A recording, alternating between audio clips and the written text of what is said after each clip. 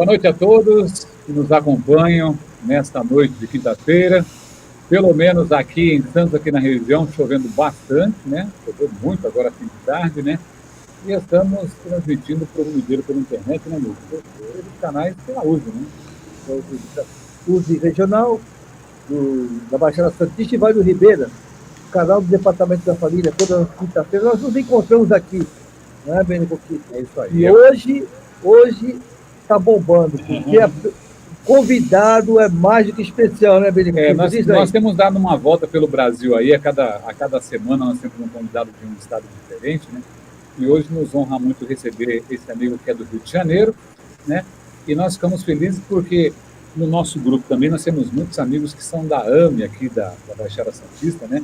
E que são médicos também, que entendem há muito tempo já o conceito da espiritualidade e sabem muito bem que uma coisa está entrelaçada à outra.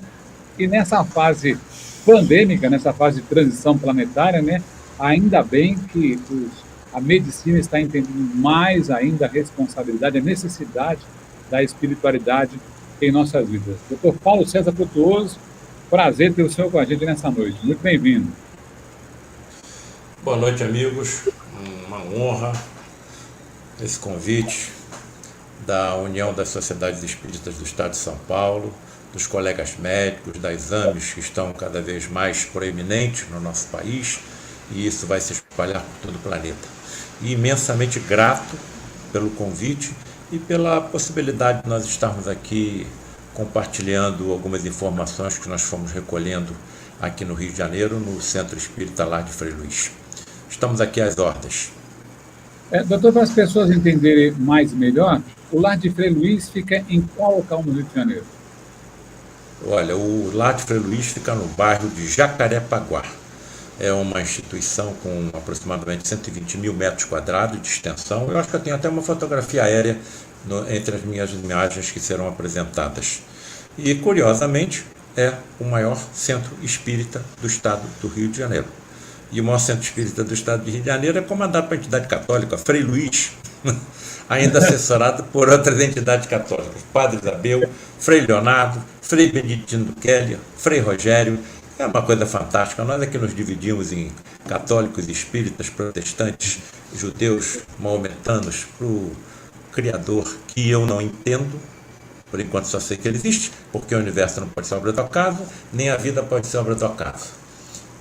Não existem essas divisões, nós é que nos dividimos. Somos o único rebanho com o único pastor, Jesus, o Cristo planetário da Terra. Frei Fabiano de Cristo, tantos outros que têm história tão ligada à espiritualidade, né? E o doutor é médico oncologista e tem até um livro do doutor que está por aqui, eu não sei porquê, quando nós acabamos de gravar, acho que eu levei ele lá para fora. Aqui em cima da mesa, o livro dele, né? Letícia, que é apaixonada pelo tema, tem 3 livros dele, né? Eu até presentei ela com 2, né? E são livros que a gente que está no espiritismo fala tanto de ciência, filosofia e religião, e as falas do doutor têm sempre isso entrelaçado, né? Nunca dividido, né? Não é ciência barra filosofia barra religião. É a ciência filosófica, a religião científica, é uma coisa entrelaçando na outra que nos traz esse conhecimento imenso que o doutor vai compartilhar com a gente agora. Ele sendo médico oncologista há tantos anos, o tema dele, aspectos históricos... Cirurgião oncologista. Cirurgião oncologista. Aspectos históricos, científicos e espiritualistas na herança e a herança familiar. Veja só como as coisas se entrelaçam, né? E o doutor é cirurgião há quantos anos, doutor? Olha, 46 anos. Entrei na faculdade em 1970 e ingressei no Lar de Frei Luís em 1977 para 78. Então eu pertenço ao centro há 43 anos. Olha isso. E eu costumo dizer aos meus alunos, eu dou aula em 2 faculdades de medicina aqui no Rio de Janeiro, e às vezes os alunos me abordam sobre essa nossa vertente espiritualista. E eu costumo dizer para eles o seguinte: olha, se você eu já escrevi 8 livros, o 8º vai ser lançado agora dia 14 de novembro de 2021. Se vocês tivessem visto o que eu vi, eu acho que vocês tinham escrito mais de 50 livros. Essa é a ideia. Gerações mais inteligentes, mais preparadas, com o desenvolvimento da inteligência mais rápido e as compreensões das revelações científicas mais rápido do que a minha geração. Então, se tivessem visto o que eu vi, tinha escrito mais de 50 livros. Eu acho que isso tudo vai impulsionar, estou falando em relação à área que eu atuo, a medicina, ela vai ser impulsionada de forma estratosférica quando essas verdades foram compreendidas e aceitas pela nossa ciência médica. Já existem histórias, né, de médicos que hoje se deparam com textos de André Luiz de 1943 e alguns de Joana de Ângeles ligados mais à área psicológica, que ficam lendo o livro e falam assim, e como assim isso tem mais de 50 anos? Não estou entendendo, né? E deixam médicos mais jovens extasiados com tanto conteúdo que tem ali, né, doutor? Exatamente. Eu fico impressionado, até o doutor comentou sobre há 40 anos atrás,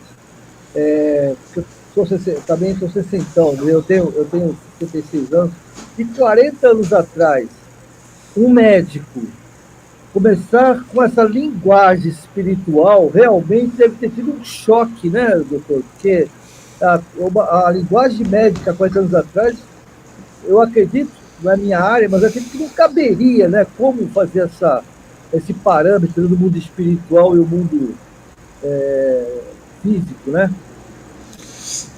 Mas os fenômenos que foram colocados à minha frente ultrapassam o que está escrito nos livros psicografados pelos médiuns, respeitados até por quem não é o espírita, todos nós sabemos. São os fenômenos de teletransporte e materialização de espíritos, que é o título do livro que eu lanço agora em novembro de 2021. Eu não acredito em milagres e não acredito no sobrenatural. Eu acredito em leis físicas, químicas e biológicas que não foram alcançadas pela nossa ciência. E a nossa ciência é humilde o suficiente para reconhecer que só sabe o que acontece em 4% do universo. O que acontece em 96% do universo, a nossa ciência não sabe. E a nossa ciência também não sabe no que acontece no multiverso, ou seja, na infinidade de universos que se interpenetram pelos outros. E aí as pessoas me perguntam, então isso tudo será impossível de ser compreensível. Agora, mas eu sou imortal. Como é que vai estar o meu conhecimento acumulado em ciência e tecnologia daqui a 1000 anos? Daqui a 100 mil anos? Daqui a 1 milhão de anos? Daqui a 1 trilhão de anos? Eu sou imortal. Então, aos poucos, eu vou acumulando cada vez mais conhecimento tecnológico e científico. E, evidente, precisa ter como base a sabedoria e, principalmente, o amor, para que eu possa, de forma adequada, utilizar todo esse conhecimento. E eu tenho absoluta certeza, inabalável, de que, quanto melhor eu puder praticar o bem com o conhecimento que eu for adquirindo, mais feliz eu me sentirei. Estamos todos aprendendo, né? Todos começando, estamos engatinhando ainda nesse caminho, né, doutor? Engatinhando no escuro. É isso, no escuro, né? Convidar o doutor a ficar à vontade com a sua explanação, com o tema aspectos históricos, científicos e espiritualistas, herança familiar. Fique à vontade. Tem muita gente junto com a gente do Brasil inteiro, gente de fora do Brasil. É muita gente, mas querendo, vamos dar um... Vou dar um outro pessoal. Doutor, só um minutinho. Dá uma passadinha aqui no pessoal que está com a gente. Portugal. De Portugal, hein? Portugal. De Portugal. Pelota, Rio Grande do Sul. Júnior de Pelota. Márcia. Lúcia Teixeira de Quinta. Da Quinta, né? Eu é Bahia. Eu sou do Bahia. Ana Paula, boa noite, Ana Paula. Ana Paula é minha psicóloga. Eu mandei o anúncio de vocês e tenho a honra de estar com ela presencialmente agora. Legal. Muito obrigado, Ana Paula. Legal. O Caetano Bastos. Não é o de Santos, esse é o Bastos. Esse é o Bastos. Josi. É Josi? Marcinha Alves Silva. Vou dar passadinha rápida. Ana Paula Alonso. Ana Faria. Tem muita gente. Ana. O Wilson Trindade está conosco também. Renata Oliveira. Maria Cristina. Quem é ali embaixo? Munila. Ana Maria. O Allan Kardec Veloso, que Allan Kardec Veloso. é o nosso presidente da Presidente USE, da regional, USE. da Baixada Sexual de Ribeira. Manda um abraço. Vamos lá, gente. Então, Isso. não, pessoal. Doutor, fique à vontade com a sua exposição. Vamos aqui acompanhá-lo nesse Bom, tema então, que é tão bem-vindo. Com autorização de vocês, eu vou encaixar as imagens, hein? Fique à vontade, doutor. Qualquer dificuldade, por favor, me avisem. Estão vendo as imagens? Estão vendo as imagens? Alô?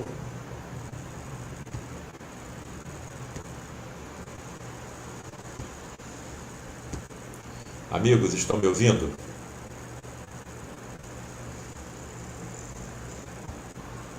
Amigos, estão me ouvindo?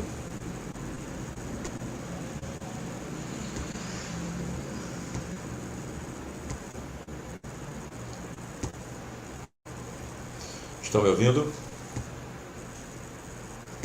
Estão me ouvindo? Estamos ouvindo, ó. Estão me ouvindo? Sim. Estão me ouvindo? Tá bom. Estamos ouvindo, Bem, sim. tá bom, amigo. Ok. Pode falar com ele, então. Eu estou ouvindo sim, não. Doutor, a gente está ouvindo. Estamos Esse é o título da nossa apresentação: Câncer, aspectos históricos, científicos e espiritualistas. Bem, aqui está uma fotografia aérea do Lar de Frei Luís, 120 mil metros quadrados, de uma atividade social intensa, com educandário com mais de 500 crianças, asilo para idosos, atendimento médico à pobreza da região por colegas médicos trabalhando gratuitamente. E vejam que aqui tem uma floresta rodeando toda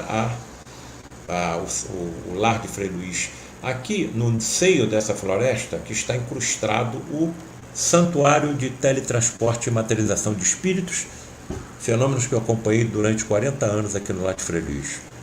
E há mais de 60 esses fenômenos aconteciam. Tamanha foi a quantidade de informações que nós fomos acumulando ao longo dessas décadas que eu me senti na obrigação de colocar isso em livros, claro, direcionados a todos os interessados, mas eu hoje percebo que há uma grande importância aos jovens que também se interessem por esses fenômenos, que se interessem pela ciência da mediunidade, que se interessem pelas revelações trazidas pelo Consolador Prometido, que tem três vertentes: tem a vertente religiosa, tem a vertente filosófica e tem a vertente científica. É claro que se o Newton me perguntar sobre as bem-aventuranças do Evangelho, o Dr. Paulo César vai fazer uma palestra sobre as bem-aventuranças do Evangelho. Não dá para mim. O poder do perdão. Não dá para mim. Esses temas eu ouço, não falo. A vertente que me atraiu nessa história foi a vertente científica. Eu quero entender quem eu sou, de onde eu vim, para onde é que eu estou indo. Eu quero entender que fenômeno de vida é esse. Como é possível, por exemplo, os átomos que compõem meu corpo serem substituídos pelos átomos oriundos das explosões de estrelas cósmicas. Então, não é possível que tudo isso seja obra do acaso. Nós estamos sob um tremendo governo e planejamento que não alcançamos a nossa compreensão.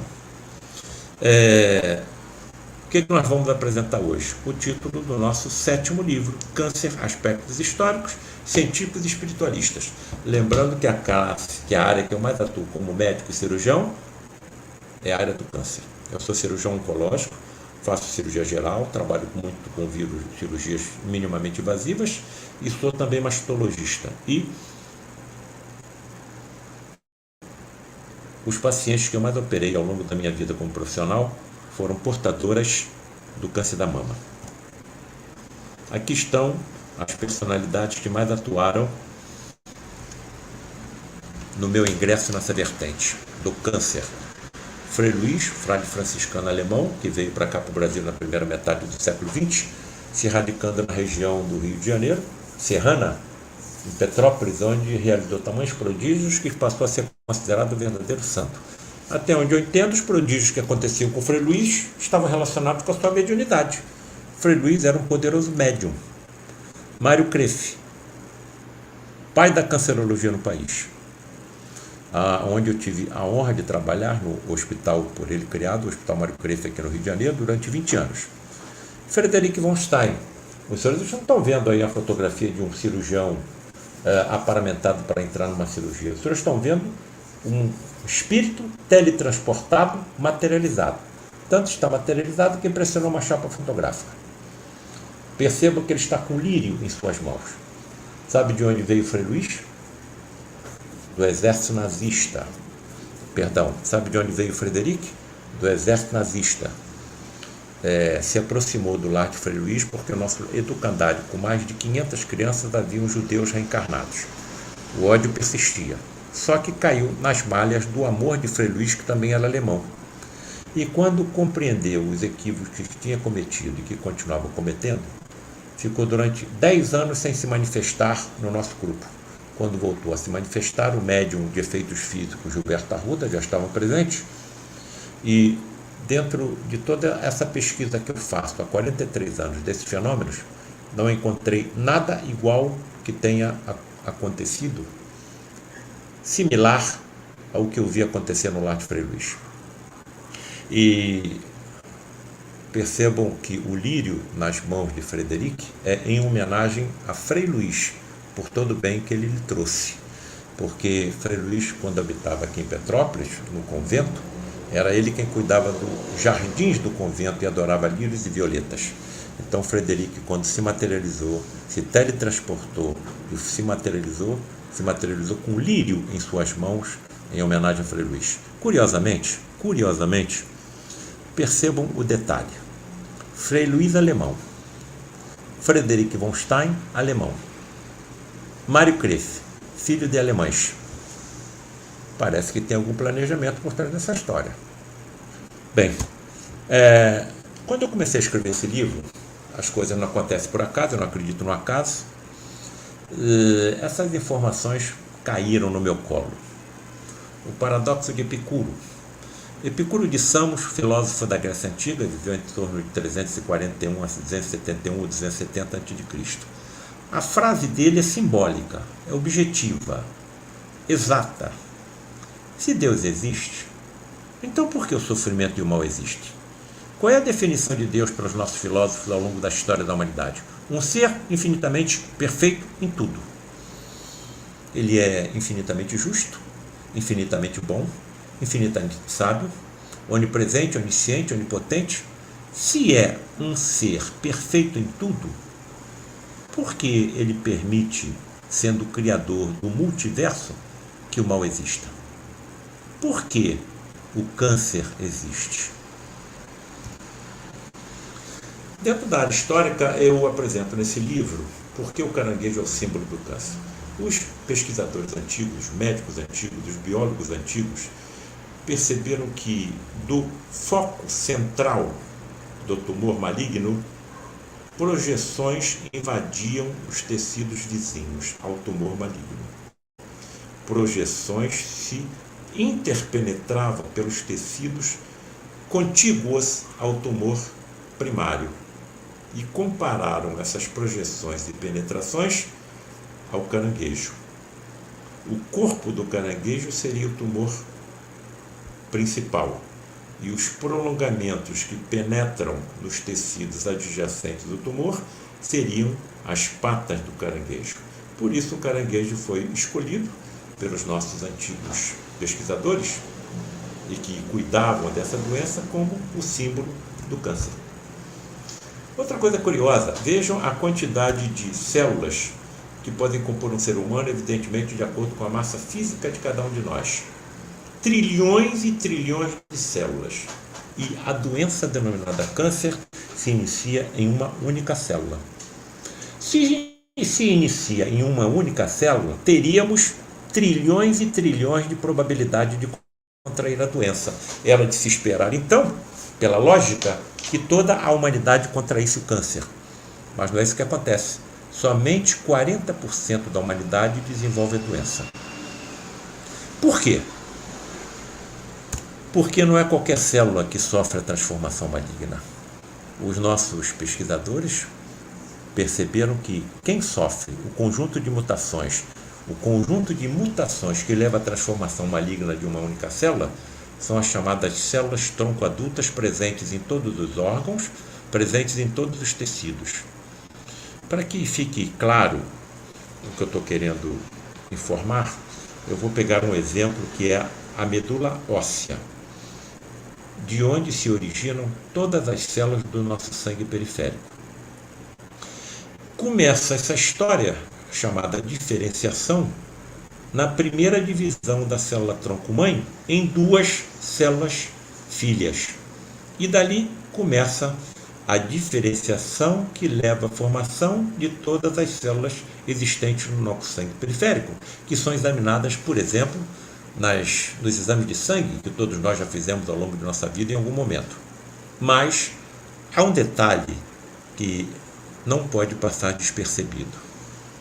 Quando ocorre a primeira divisão em duas células filhas a partir da célula-tronco, somente uma segue na direção da diferenciação das células do sangue periférico, enquanto a segunda célula filha retorna e continua sendo uma célula tronco adulta da medula óssea. Então, são essas células que apresentam duas características fundamentais da transformação maligna. Primeiro, longevidade. Tem longo período de vida. Então, tem tempo de acumular o conjunto de mutações que leva à transformação maligna. As células que compõem a superfície interna do meu estômago se dividem a cada 3 a 5 dias, ou seja, a cada 3 a 5 dias eu troco de estômago. Então, essas células não têm tempo para acumular as mutações necessárias, mas as células-tronco existentes no estômago, sim. Segunda característica fundamental dessas células: poderoso poder de divisão. Em medicina e biologia, chamado mitose. Então, são essas células que mais se colocam em condições de sofrer a transformação maligna. Curiosamente, os cientistas perceberam que os tecidos tumorais também apresentam célula-tronco. Então, nós, como médicos em atuação na Terra, se não eliminarmos todas as células-tronco tumorais de um câncer, não conseguiremos curar o doente. Percebo que para cada célula-tronco de um tumor pode haver de 5.000 a 10.000 ou mais células tumorais que não são células-tronco. E são essas também que apresentam a maior capacidade de se desprenderem dos tumores primários e instalarem metástases à distância. Hoje a situação é completamente diferente. Quando eu comecei nessa estrada, em 1970, quando ingressei na Faculdade de Medicina. Me formei em 75, então eu estou há 46 anos atuando como médico, como cirurgião oncológico. E vejo que hoje a ação dos nossos oncologistas clínicos, com o desenvolvimento cada vez mais profundo de medicamentos eficazes e principalmente com a compreensão da biologia molecular de cada doença, estão se tornando mais capacitados a ou eliminar as doenças ou colocá-las em condições de atuação para os cirurgiões e para os radioterapeutas que atuam de forma loco-regional, enquanto os oncologistas clínicos atuam de forma sistêmica. E é neles que eu coloco a minha esperança da solução definitiva dessa doença. Estamos no terceiro estágio da medicina. Qual foi o primeiro estágio da medicina? A medicina era exercida por magos, feiticeiros, pajés, talvez médiuns, evidentemente, e que recolhiam ervas aleatoriamente nas matas e aplicavam nos pacientes. Milhares de ervas, a imensa maioria não funcionava, algumas até prejudicavam o estado do paciente, e uma ou outra funcionavam. Essa uma ou outra que funcionavam, até hoje nós médicos as utilizamos, por exemplo, curare. Por volta da Segunda Guerra Mundial, aprofundou-se o conhecimento das vacinas e dos antibióticos e um aprofundamento também dos procedimentos anestésicos que permitiram cirurgias mais avançadas pelos cirurgiões. Estamos hoje no terceiro estágio, porque estamos estudando cada doença, como câncer, proteína por proteína, molécula por molécula, átomo por átomo. E estamos percebendo o que não sabíamos no passado. Essas subdivisões é que explicam por que, quando eu ingressei nessa estrada, pegávamos 2 pacientes com o mesmo tipo de tumor, com a mesma localização, com a mesma idade, com o mesmo tamanho, com a mesma época de existência, e nós fazíamos o mesmo tratamento. Um nós curávamos e outro não. Por que curávamos um e o outro não, se eram tumores aparentemente iguais em tudo? Não eram. Apresentavam diferenças moleculares que estão sendo cada vez mais reveladas pelos nossos cientistas. E agora nós compreendemos a profundidade dessa doença. Eu, como cirurgião, trato aquilo que palpo, trato aquilo que vejo nos exames físicos e nas imagens. E os oncologistas clínicos têm o tempo que eu não tenho, porque fico preso 6, 7, 8, 9 horas dentro de uma sala de cirurgia e não consigo me aprofundar no estudo e na compreensão da ciência molecular dessa doença. Bem, outra coisa interessante que tem que ser analisada é que se nós descobríssemos os chamados tumores latentes que não apresentam sintoma, nós conseguiríamos curar todos os doentes. Uma célula sofre a transformação maligna, dá 2, dá 4, dá 8, dá 16, dá 32, dá 64. Por volta de aproximadamente 1 milhão de células, nós estaremos diante de um tumor latente. Esse tumor latente geralmente é sintomático. E percebam que a sua nutrição e a sua oxigenação ocorre de forma de difusão. O oxigênio e os nutrientes saem dos capilares mais próximos, migram pelo intestício, ou seja, os tecidos que envolvem o tumor, e alcançam as células, nutrindo-as e oxigenando-as. Nesse raciocínio, as células da periferia do tumor levam vantagem, porque recebem primariamente o oxigênio e os nutrientes, enquanto as células do interior do tumor sofrem mais e então começam a produzir e lançar na direção dos vasos sanguíneos os chamados fatores de angiogênese tumoral, que migram pelos tecidos que envolvem o tumor e alcançam os vasos sanguíneos, que são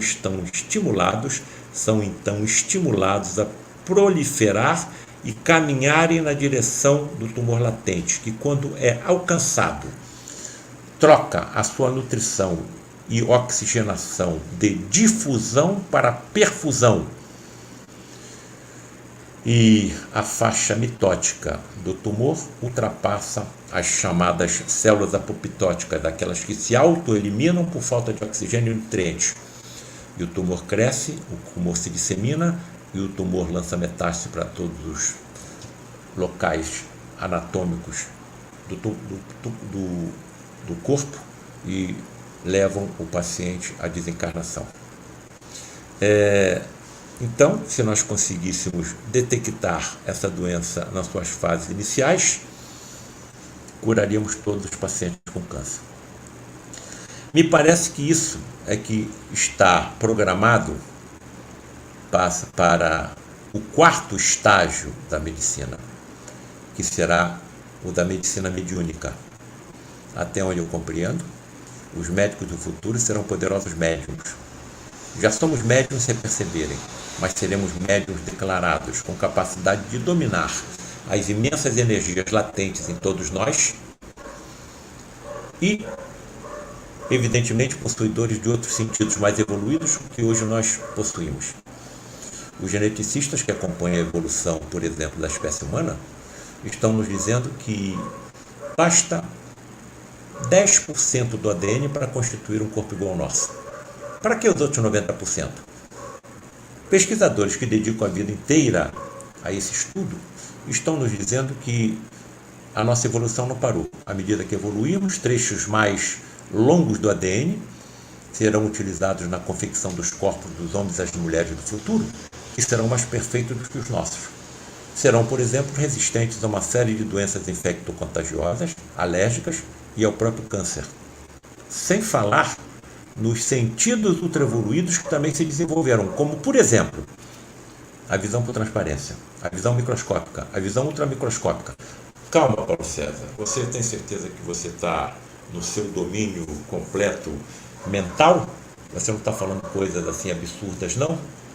Amigos, principalmente os jovens e os colegas que estão nos honrando com a presença, eu vi tudo isso acontecer e eu não estava sozinho. Vejo então, se nós conseguíssemos diagnosticar o câncer nas suas fases iniciais, curaríamos todos os pacientes, porém, eles só dão sintoma quando estão severamente nutridos e oxigenados. Aí o tumor cresce a ponto de dar sintoma, como hemorragias, como nódulos palpáveis, como dor, como alteração das cordas vocais da nossa voz, por exemplo, por tumores localizados na laringe. E percebam quantas doenças relacionadas com câncer poderiam ser evitadas se nós eliminássemos, por exemplo, não é para a nossa geração, a ingestão de carne vermelha, rica em radicais livres de oxigênio, partículas ou semipartículas com duração extremamente rápida, talvez em frações de segundo, mas suficiente para analisar o ADN das nossas células. O álcool, todos nós sabemos, as pancreatites, as hepatites, as cirroses hepáticas causadas pelo alcoolismo e que podem degenerar também em tumores. Há um alerta aos indivíduos de pele muito clara, não é? Que estão sujeitos a transformações malignas cutâneas relacionadas com a radiação de indivíduos de pele clara se protegerem com os protetores solares. E aquele que mais me tortura, que mais me agonia, o tabagismo. No tabaco queimado existe uma partícula chamada 3,4 benzopireno. O 3,4 benzopireno é uma das mais poderosas partículas científicas cancerígenas que a ciência conhece. Então, é como se eu visse que eu estou sendo alertado para a utilização do veneno, e eu utilizo voluntariamente. Diante das leis divinas, me parece que eu posso ser considerado um suicida em potencial. Outra partícula que leva à dependência química existente no tabaco queimado é a nicotina. Ela impregna o sistema nervoso central principalmente e leva à dependência química, como o ópio, como o crack, como a maconha, etc, etc. Então vejam que grande parte das doenças malignas que acometem a espécie humana são adquiridas voluntariamente pelos seres humanos. Devemos levar em consideração também a obesidade e a diabetes. Bem, percebam, por exemplo, sendo o tabagismo a principal causa de câncer evitável da civilização moderna, quantas doenças malignas poderiam ser evitadas se o tabagismo fosse eliminado da face da Terra? Câncer da laringe, 86%, pulmão, 85%, cavidade oral e faringe, 75%, vai por aí afora. Essas partículas cancerígenas são deglutidas com a saliva, aumenta a probabilidade de câncer de esôfago e de estômago. Elas são eliminadas pela urina, aumenta a probabilidade de câncer no rim e na bexiga. Então, por onde as partículas cancerígenas passam, a doença pode se instalar. Mas existem outras causas não alcançadas e não aceitas pela nossa ciência. As causas extrafísicas. Daí o título do livro, Câncer, aspectos históricos, científicos e espiritualistas. Essa fotografia foi publicada no jornal o Globo em 1983. Esse indivíduo foi envolvido num escândalo, que eu não me lembro porquê, e o Globo foi lá para cobrir a ocorrência. e fez uma fotografia desse indivíduo no momento que ele estava fumando. Acompanhem comigo o que aconteceu. Curiosamente, na fumaça do cigarro se desenhou uma caratonha com detalhes impressionantes. 2 dentes incisivos dentro de uma bocarra, como a abocanhar a cabeça do tabagista. Um nariz com asa do nariz e tudo. Um olho, uma grossa sobrancelha, uma orelha e uma vasta cabeleira. É claro que eu tenho várias interpretações para o que possa ter acontecido. Se essa fotografia fosse feita alguns segundos antes ou depois, nada teria aparecido. Pode ser obra do acaso. Mas eu tenho outra interpretação pessoal depois de ter visto as ocorrências que coloco como teletransporte e materialização de espíritos ao longo de 40 anos. Esses fenômenos acontecem em decorrência da presença dos chamados médiuns de efeitos físicos. Indivíduos que entram em transe mediúnico e, quando estão nesse transe, começam a eliminar pelos orifícios naturais do corpo, principalmente boca, nariz e ouvido, um fluido energético de potencialidade assombrosa existente em todo ser vivo, vegetal, animal ou hominal. É com essa energia que espíritos, pelo meu entendimento, talvez esteja equivocado, mas que vivem em universos paralelos ao nosso, universos paralelos que são denominados pelas religiões como plano astral, plano celestial, plano espiritual, se teletransportam e durante alguns momentos se materializam. Que todos que estão me ouvindo entendam o que é a materialização de um espírito. Se nós estivéssemos presentes a uma sessão dessa, e isso acontecesse, todos nós o veríamos, e não somente os médiuns videntes. Se ele falasse alguma coisa, todos ouviríamos. Se ele exalasse algum odor, todos perceberíamos. Se fosse possível tocá-lo, ele é palpável. Ele está, durante alguns momentos, teletransportado e materializado no nosso universo. Bem, e se o médico estivesse presente em uma reunião dessa? E se quem se teletransportasse e se materializasse fossem médicos que já passaram pela Terra, um corpo semelhante ao nosso, cruzaram o fenômeno natural da morte ou desencarnação, continuam vivos em outro plano de existência e ali se teletransportaram e se materializaram? E se fosse possível entre esses diálogos entre esses 2 médicos, um que aqui continua encarnado e outro desencarnado, teletransportado e materializado? E se tais diálogos se prolongassem por 40 anos? Pois foi exatamente o que aconteceu comigo. Eu não tenho mais como recuar, eu só posso seguir em frente. Não tem como recuar. Bom, essas moléculas de ectoplasma, que é o fluido energético que se desprende dos médiuns de efeito físico, ectoplasma é um termo que foi criado por um prêmio Nobel de Medicina, Charles Richet, que ganhou o prêmio Nobel de Medicina em 1913 por ter descoberto a resposta anafilática humana. Então, eu não estou sozinho nessa história. Grandes vultos da história da humanidade, da ciência da humanidade, pesquisaram os mesmos fenômenos, concluíram que tudo era verdade.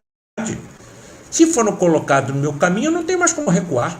Eu estou convicto e inabalavelmente certo de que tudo isso é verdade. Se esses espíritos que se teletransportam e se materializam continuam vivos, é claro que eu também vou ficar. Os meus entes queridos continuam vivos. Todos nós ficaremos, não existe morte. Existe uma separação entre um componente físico e um espiritual. Bem, eu acho, a minha interpretação dessa ocorrência é que esse indivíduo era um médium de efeito físico. E as moléculas de ectoplasma dele se desprenderam, moldaram a silhueta de um espírito dito obsessor, nosso irmão, e a fumaça do cigarro acompanhou a impregnação do seu perispírito por moléculas de ectoplasma. E durante alguns segundos, a sua silhueta apareceu acompanhando o tabagista. Olha, quando eu desencarnar, quando nós desencarnarmos, do lado de lá não vai ter álcool, não vai ter nicotina, não vai ter crack, não vai ter maconha, não vai ter ópio. Então, até onde eu entendo o sofrimento daqueles que se fazem em linguagem humana, morta ou viva. Qual é a solução que encontram para aliviarem o seu desespero? Se aproximam de nós e nos influenciam mentalmente, ou talvez mediunicamente, sugerindo, entra, experimenta, usa, principalmente dos jovens. E quando nós fazemos uso dessas substâncias alucinógenas, se desprendem de nós fluidos, barônicos, pesados, nocivos, que são por eles absorvidos, diminuindo assim a sua ansiedade. Acredito que seja isso que aconteça. Eu sou muito cuidadoso, estou colocando como hipótese, mas acredito que seja isso que aconteça. Bem, o câncer precisa de 3 bases de sustentação.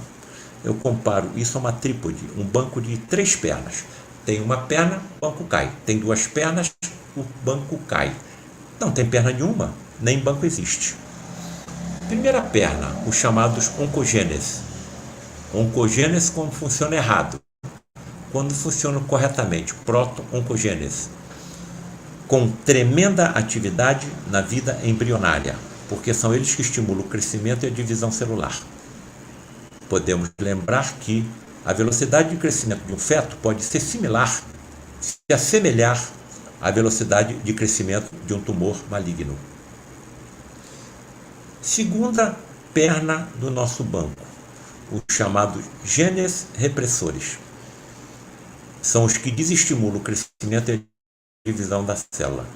Então, para que eu tenha um tumor maligno, eu vou precisar de um oncogene ativado e de um gene repressor desativado, porque senão, vou usar um termo genético, o fenótipo tumoral, que é aquilo que nós vemos, enquanto o genótipo é aquilo que nós não vemos, o genes, o fenótipo tumoral não se manifestará. Agora eu preciso de uma terceira perna. Qual é a terceira perna? O sistema imunológico. Todos nós temos células cancerosas circulantes no nosso organismo. Por que nós não desenvolvemos a doença? Porque o nosso sistema imunológico as detecta e as elimina. E esse sistema imunológico é sensível até a um trauma psíquico. Eu ontem operei uma paciente com câncer de mama bilateral. É diferente a paciente acordar e olhar para baixo e perceber que não tem mama. Então, sempre, quase sempre, no serviço público isso é mais difícil, eu levo comigo uma equipe de cirurgiões plásticos que fazem uma reconstrução imediata da mama que eu removo. Então, a paciente diminui o seu trauma psíquico, a sua tristeza quando olha e não tem mama. Então, acho muito importante essa orientação quando nós realizamos uma cirurgia desse tipo. Lembrando, mais uma vez, que traumas psíquicos, como por exemplo depressões, podem levar a uma depressão do nosso sistema imunológico, permitindo que uma dessas células escapem, e se forme um tumor. Mas por que fetos, crianças, indivíduos cuidadosos com seu corpo físico também contraem o câncer? Olha o paradoxo de Epicuro novamente nos agulhando.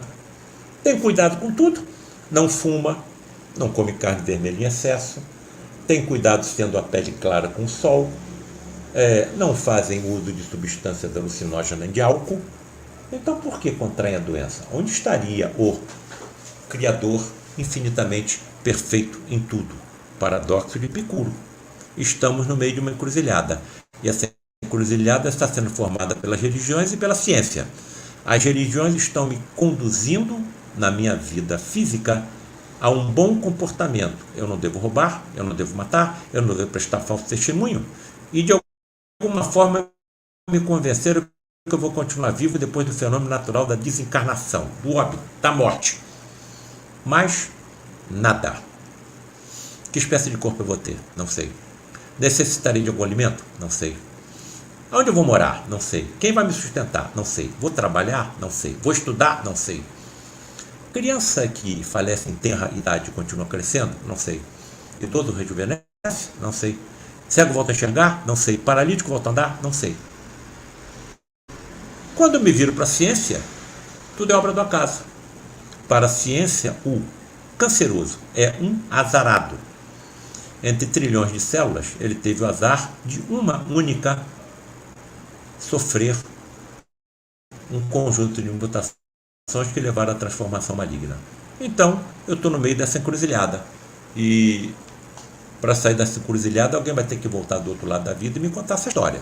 Me esclarecer o que é que está acontecendo. Foi isso que aconteceu comigo. Eu não consegui acreditar lendo mensagens psicográficas, livros captados por informações mediúnicas.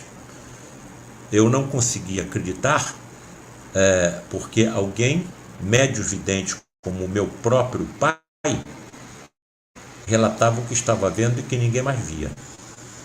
O que me levou a acreditar foram os fenômenos de teletransporte e materialização de espíritos. Então, os senhores podem estar ouvindo e vendo um Tomé moderno.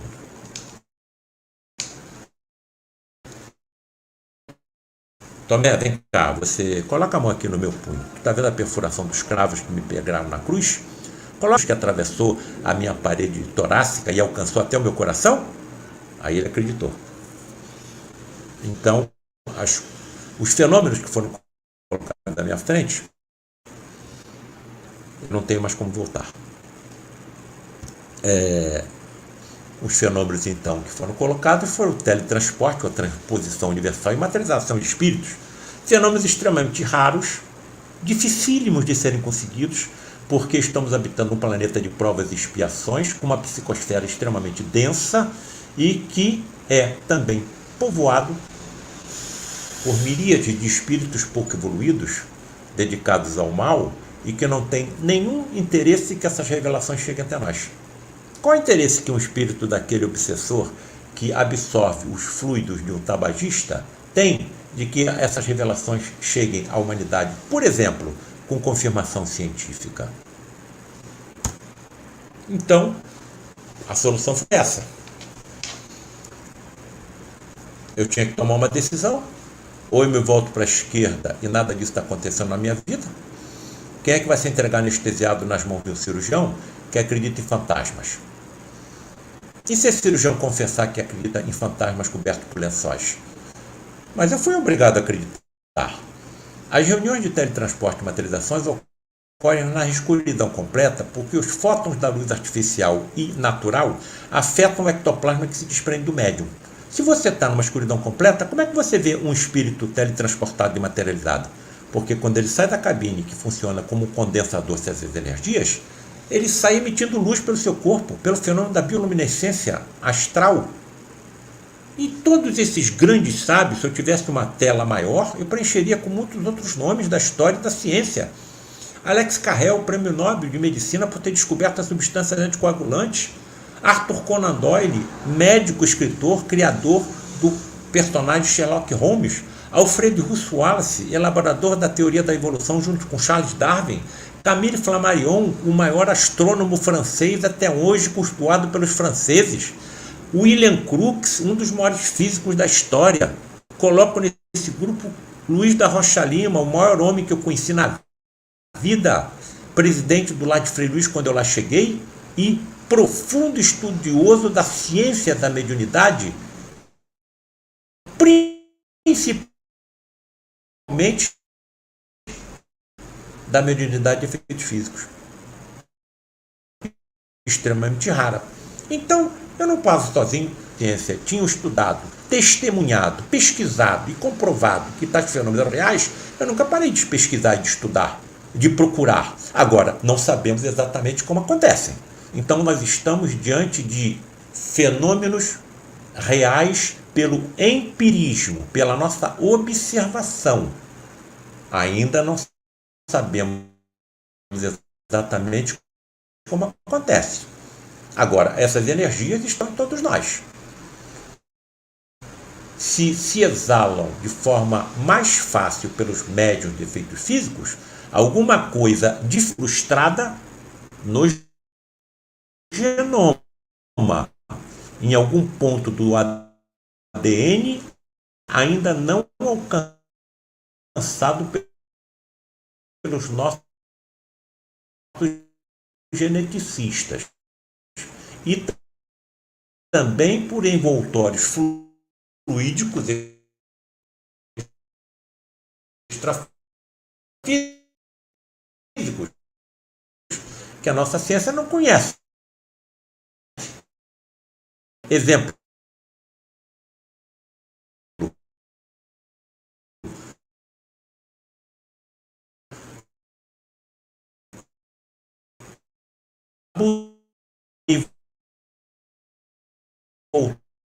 envoltório físico que chamamos do toque do espírito de nós.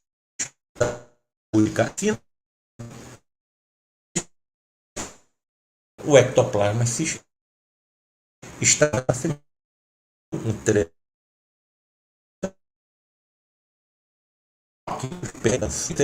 ponto de orelhas até fluido e ouvido.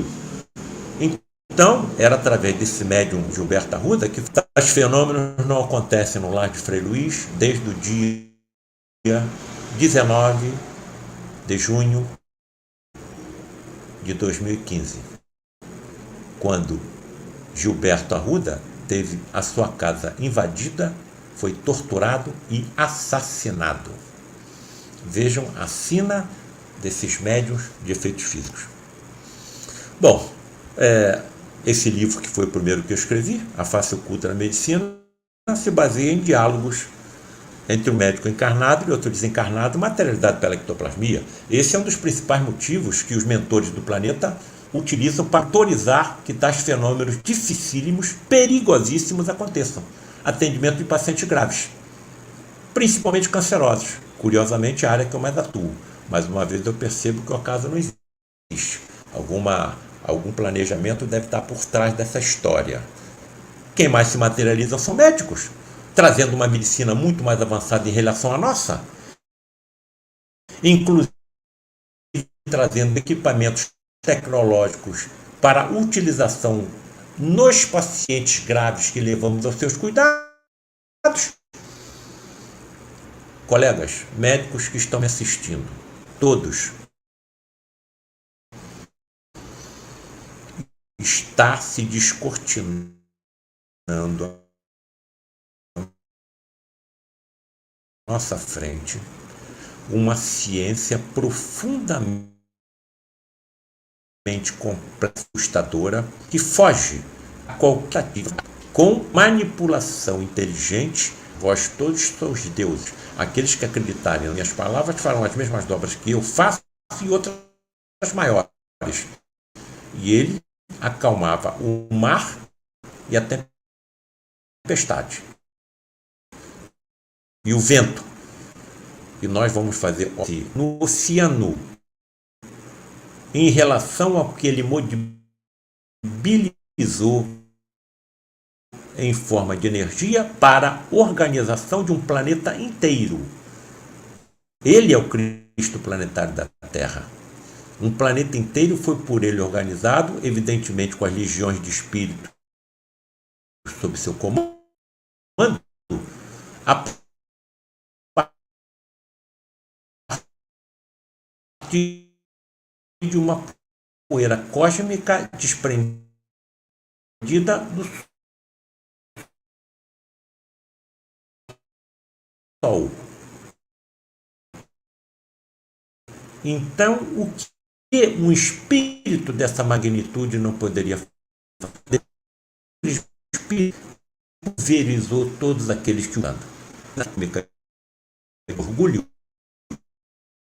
e por água abaixo. Senhor, perdoai-os. Eles... Aí está uma das perguntas hein? Conversando com o inspirado. Eu acho que a quem não faltava, porque muitas vezes eles saem da cabine em mandos recentes ao a criação das antigas histórias mais cobertas. Falei, nunca é doença da infância. Vejam por que permite que isso aconteça. Fiz a pergunta a ele, um paciente com tumor maligno no pescoço do tamanho da cabeça do paciente. Comprimi a traqueia, abrimos a traqueia porque eu não estava conseguindo respirar. Algumas semanas depois, o paciente morreu. Idade do paciente, 6 meses. E quando foi feita a tomografia da mãe, a tumoração maligna já estava presente no feto. Onde está Deus? Está dormindo? Está descansando? Está passeando? Um sarcoma infantil. Os colegas médicos sabem o que eu estou dizendo. Tumor altamente letal. Resposta do Frederico. Entendo os tumores como aspiradores das impurezas do espírito, tudo se esclarecerá. A criança nem nasceu. Como é que as impurezas foram para lá? Ou as deformações do perispírito, já sendo estudado pelos nossos cientistas com outro nome, campo morfogenético? Vou usar uma metáfora que sempre uso para os meus alunos quando falo coisas óbvias. Salto aos meus olhos, agrilha minha fronte, aperto meu nariz, puxa minha orelha. E essas impurezas foram colocadas em vidas passadas. É uma lei natural exata, matemática, não tem erro. Você causou o sofrimento do próximo e, atenção, ao sofrimento da natureza do planeta que você habita, que dificultará a vida daqueles que virão encarnados depois de você, isso fica grafado no teu perispírito, deformando o teu perispírito, acumulando impurezas, e você vai precisar de um corpo físico no futuro para que funcione como extração dessas impurezas e correção das deformidades que você causou, e não Deus. Nós, como médicos, estamos tratando muitas doenças apenas como o resultado, o efeito. Não sabemos as causas, porque as causas são extrafísicas. Então, a reencarnação é a salvação da humanidade. Eu posso reencarnar como negro, como amarelo, como branco, ou eu posso reencarnar em qualquer regime de governo, em qualquer religião. Por que então a intolerância? Eu posso ser judeu hoje e palestino amanhã? Posso ser palestino hoje e judeu amanhã? Agora, o problema está em a nossa humanidade no estado evolutivo em que se encontra. Acreditar em tudo isso. E quando esses fenômenos de teletransporte e materializações não forem tão raros? Não existe o sobrenatural, não existe o milagre, existe o que ainda não é comum. E Galileu Galilei tem uma frase perfeita: a verdade é filha do tempo. Lei imutável da ação e reação. Aonde é que as impurezas ficam alocadas? No perispírito. Está sendo estudado, principalmente por esse cientista Rupert Sheldrake, como campo morfogenético. Então nós estamos nos aproximando cada vez mais da comprovação científica de tudo que é trazido pelo Consolador prometido por Jesus, o Espiritismo kardecista cristão. Já caminhando para o término da nossa apresentação. Minha neta, Isabela. Linda, criança, não é? Quando a minha nora estava com 3 para 4 meses de gravidez, foi picada pelo mosquito da Zika. E a minha neta nasceu com microcefalia. A criança está com 5 anos, ela não anda, ela não senta, ela não fala e ela não come. Está com uma sonda no estômago para que não morra de fome. É impressionante a precisão dessa doença.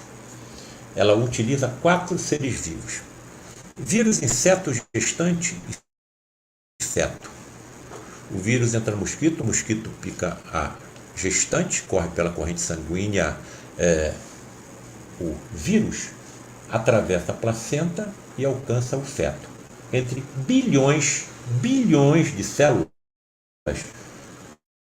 o vírus vai exatamente na célula tronconeuronal, absorve energia dessa célula e a criança não pode produzir todos os neurônios que precisa. é de uma precisão impressionante. Mas tem uma outra história do lado dessa moeda. Mais de 3.000 crianças assim, hein? Mais de 3.000 crianças assim. E a criança nem nasceu.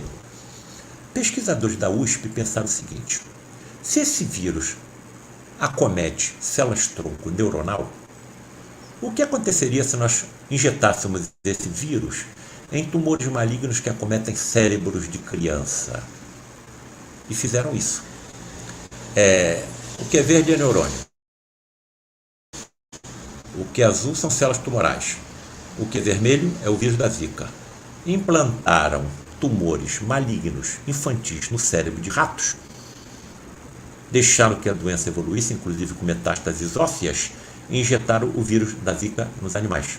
O vírus atacou e eliminou todas as células cancerosas sem afetar nenhuma célula sã dos animais.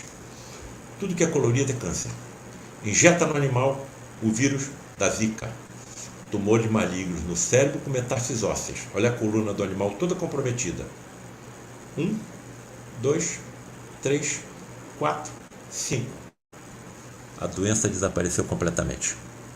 Já começaram os testes humanos e estamos ansiosos pelos resultados. Eles foram interrompidos por causa da pandemia do coronavírus.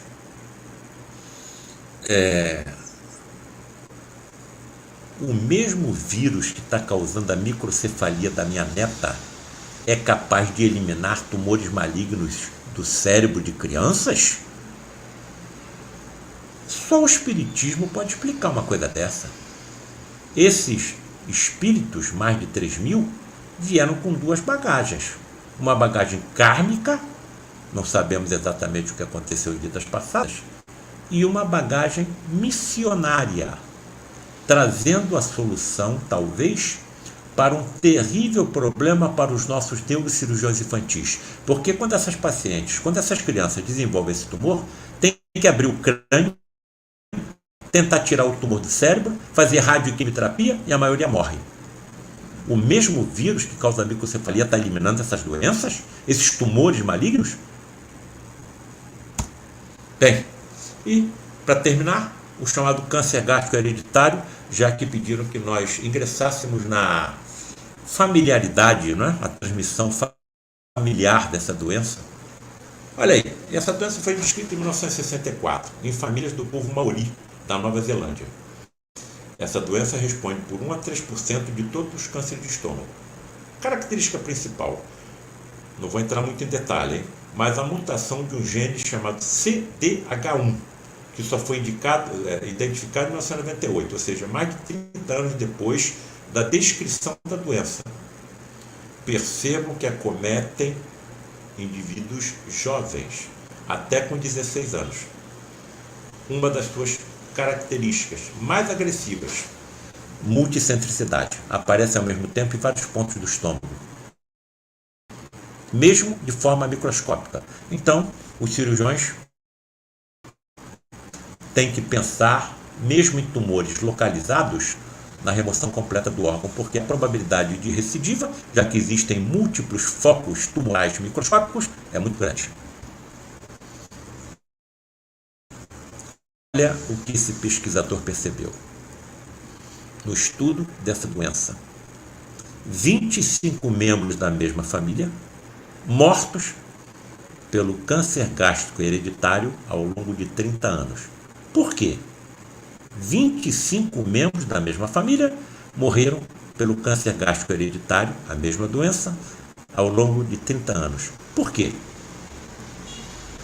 Haveria algum processo kármico familiar coletivo relacionado com o câncer gástrico hereditário? Olha o paradoxo de Epicuro novamente me agulhando. Então, eu estava escrevendo esse capítulo, ou esse subcapítulo, e me cansei. Olha, deixa eu refletir, tem que parar, deixa eu relaxar e pensar. Será que tem relacionamento kármico familiar com essa história? Bom, desliguei o computador, sentei na sala, liguei a televisão para me distrair um pouco e olha o que apareceu na tela da televisão quando eu liguei.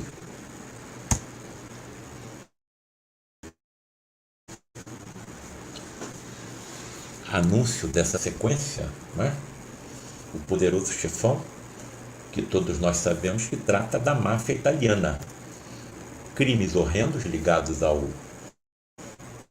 tráfico de drogas, ao jogo, à prostituição, e que passam de tataravô para bisavô, de bisavô para avô, de avô para pai, de pai para filho.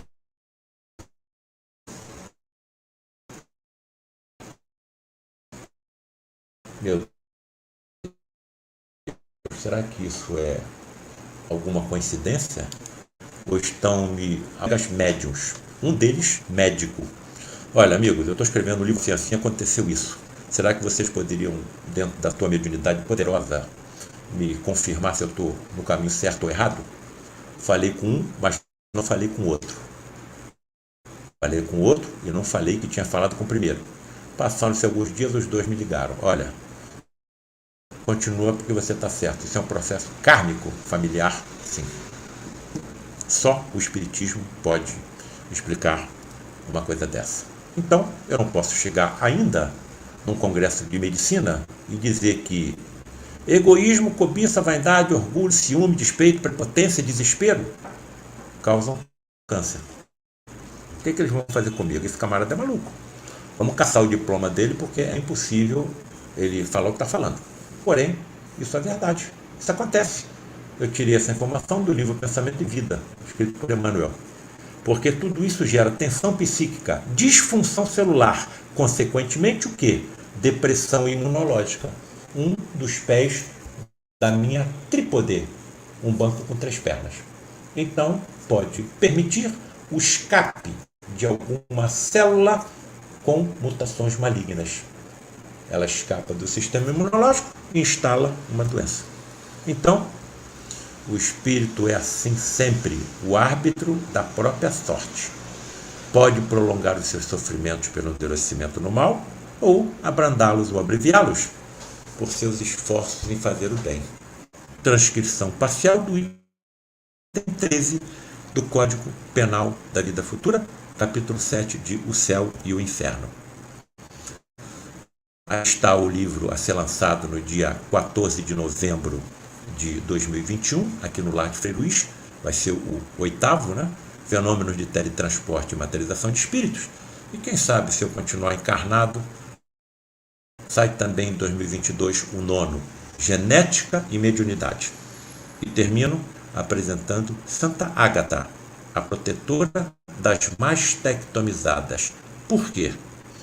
Parece que Santa Ágata era uma jovem de beleza venusiana e viveu na ilha de Sicília por volta do ano de 235, despertava a paixão de todos os jovens que dela se aproximavam, mas decidira ser cristã e rejeitava educadamente todas as propostas de namoro, de relacionamento e de casamento. Porém, o procônsul Quintiniano também por ela se apaixonou perdidamente e, como os demais pretendentes, foi educadamente dispensado. Só que se tornou tomado por uma intensa ira pela rejeição e denunciou-a a Décio, imperador romano, entre 201 a 251, porque na época o cristianismo era proibido no Império Romano. O que Décio fez? Mandou que a jovem fosse presa e levada a julgamento. E durante o julgamento continuou resistente a abandonar o cristianismo. E vejam a pergunta que o juiz lhe fez durante o julgamento. Não te envergonhas de rebaixar-te à escravidão do cristianismo quando pertences a uma nobre família? E obteve como resposta a seguinte frase, em forma também de questão. E tu não te envergonhas de mutilar na mulher o que tua mãe te deu para aleitar? Por que Ágata fez essa pergunta ao juiz? Porque a condenação de Ágata à morte foi por amputação dos seus seios com ferros em brasa. Por isso, ela se tornou a santa das mastectomizadas, em quem eu penso insistentemente sempre que entro para realizar uma dessas cirurgias. Mais uma vez, o meu agradecimento pela oportunidade, pelo convite de nós participarmos desse evento tão importante para todos que aqui estão. Muito grato e têm interesse em se aprofundar nas nossas informações e os a quem se interessar. Muito grato. Obrigado, doutor Paulo César. Obrigado a todos que estão participando. Tem aqui muitas perguntas. Tem um rapaz, inclusive, que falou que já leu os livros básicos da doutrina. Que bom, ficamos felizes, já que ele tem tantas perguntas, tantas interrogações. Leia e releia cada vez mais o Livro dos Espíritos, o Livro dos Médiuns, o Evangelho segundo o Espiritismo, e os livros também focados na ciência. Eu falei no começo, estava comigo o doutor Paulo aqui, ó, A Medicina Mediúnica do Futuro, aqui, ó, aqui nas minhas mãos. E eu recomendo para o nosso amigo também, que estava comentando tanto, A Parte Oculta da Medicina, que vai lhe trazer bastante conhecimento, e um novo livro do doutor, que é justamente o tema dessa palestra, que vai ser lançado daqui a alguns dias, né, doutor Paulo César? Ô, Vitor, está falhando muito. Vitor, está falhando muito. Fala aí com o teu técnico, que ele está falando demais. Tá falhando o áudio. A questão da internet lá, né? Ok. Tá bom. As pessoas estão agradecendo. Fala com ele digita para ele pelo WhatsApp. As pessoas estão agradecendo muito pela sua participação. O doutor consegue ler aí nos comentários que vocês estão escrevendo, né? Então, obrigado a todos. Muita gente participando do Brasil todo, de fora do Brasil também. Imensamente. Está ouvindo agora, doutor? As pessoas contentes, felizes. O áudio falhou algumas vezes durante a palestra, né? Mas é isso que eu acho bacana, né? Quando o assunto é tão bom, a gente segura mesmo com o áudio dando uma falhadinha. A gente segura e ficaram aí, em média, 70 e poucas pessoas durante a nossa fala, porque o assunto estava interessante, doutor. Muito obrigado. Viu?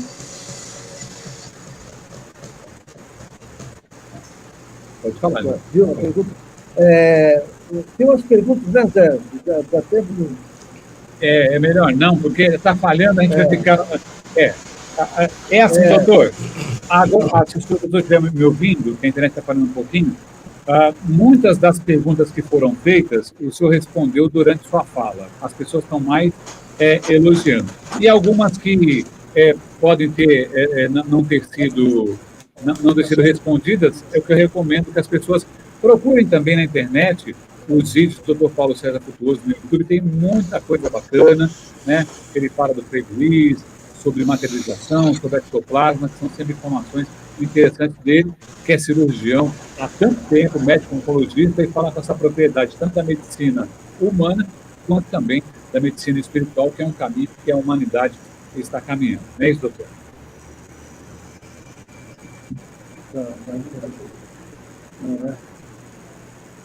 Ok. Então, vou mandar um áudio aqui para ele. Manda um áudio para ele. Eu mandei tudo, Peraí. Estou tirando.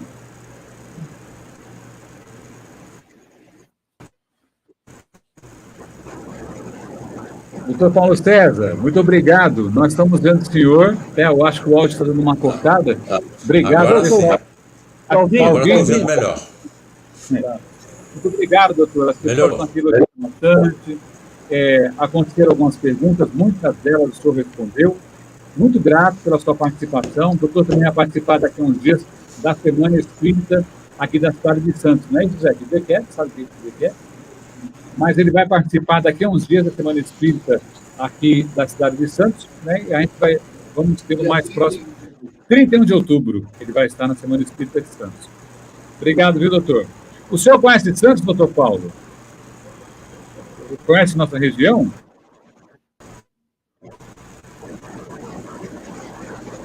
Não. Não conhece a Baixada Santista? Então, vamos esperar passar essa fase pandêmica para um dia você vir conhecer Santos, São Vicente, Guarujá, Praia Grande. Nossa região é muito linda E o senhor vai sentir-se muito à vontade, sendo aí do Rio de Janeiro, vai ter uma proximidade muito grande com a sua região também.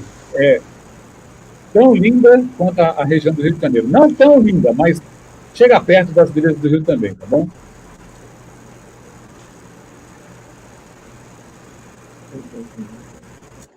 Vocês estão me ouvindo?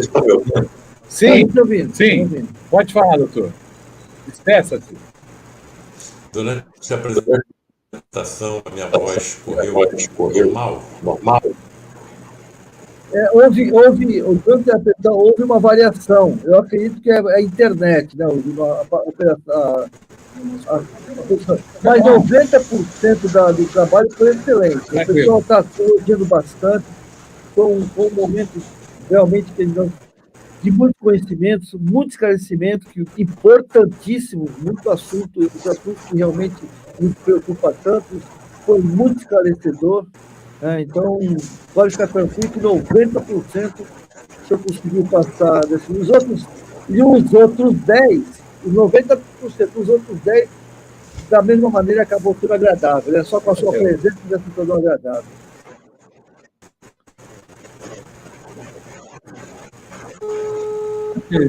Digita aqui para ele, aqui embaixo. Ah, ok.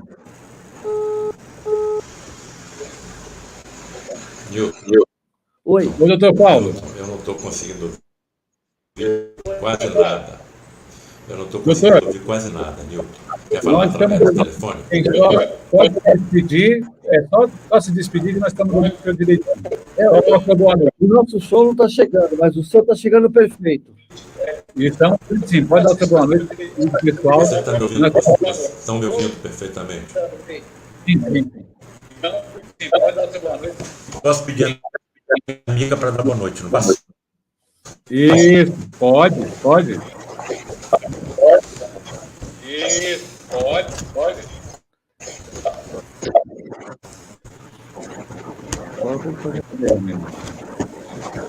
Ave Maria. Olha lá. Pode pôr ele.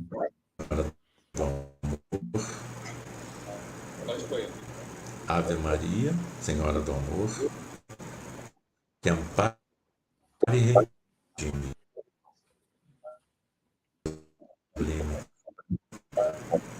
Cheia de graça e bondade, é por vós que conhecemos, eterna revelação da vida, dos seus dons mais. O Senhor sempre é convosco, mensageira da ternura, providência dos que choram nas sombras da desventura. Bendita sois vós, Rainha, estrela da humanidade, rosa mística da fé, lírio puro da humildade. Dentre as mulheres sois vós a mãe das mães desvalidas, nossa porta de esperança e anjo de nossas vidas. Bendito é o fruto imortal da vossa missão de luz, desde a paz da manjedoura, as dores além da cruz. Que assim sejas para sempre, ó divina soberana, o refúgio dos que padecem as dores da luta humana. Ave Maria, Senhora do Amor que ampara e redime. Ai, o mundo se não fora a vossa missão sublime. Graças a Deus, boa noite a todos, que Deus abençoe seus lares, suas famílias, e sigamos no nosso caminho. Graças a Deus. Até mais, doutor. Obrigado. Na paz. Agradecemos a todos vocês também que estiveram conosco, pedir desculpa por alguma parte técnica, que infelizmente foi uma variação de sinal, mas com certeza nós fomos agraciados com essa palestra maravilhosa, essa pessoa, esse ser humano, né, que já demonstrou o seu coração, essa bondade que tem, esse trabalho magnífico que ele faz, né, Beni? É uma pessoa que é um divulgador ferrenho da doutrina e um esclarecimento sempre para nós. Muito obrigado a todos pela presença, estamos aqui todas as quintas-feiras, né, Beni Coquito? Do Departamento da Família, da USE, da região do litoral de São Paulo, da Baixada Santista e do Vale do Ribeira, né? E a gente fica muito feliz de receber o Dr. Paulo. Eu sou um apaixonado quando se entrelaça de maneira tão tão culta e tão sábia a ciência, a filosofia e a religião, que é o que a doutrina se propõe. Acho que esse é o caminho, é o futuro, né? O espiritismo não é o futuro, não é a religião do futuro, mas é o futuro das religiões, né? A espiritualidade estará em todas as religiões e na medicina também, para curar a humanidade. Isso é o pico da transição planetária. Estaremos juntos cada vez mais nesse caminho, se Deus quiser. E com certeza, futuramente, houve até um pedido, várias pessoas pediram para trazer o Dr. Paulo de novo, e ele virá, apesar que dia 31, né, José? Dia 31. Dia 31 de outubro agora. Nesse mesmo canal. Né, nesse mesmo canal, ele vai estar na Semana Espírita, né, de Santos, da USE de Santos. Tá bom, gente? Muito obrigado, fiquem com Deus, que a paz de Jesus esteja com todos nós. Fiquem com Deus. Um grande abraço. Obrigado, Até gente. mais. Boa noite. Até a próxima.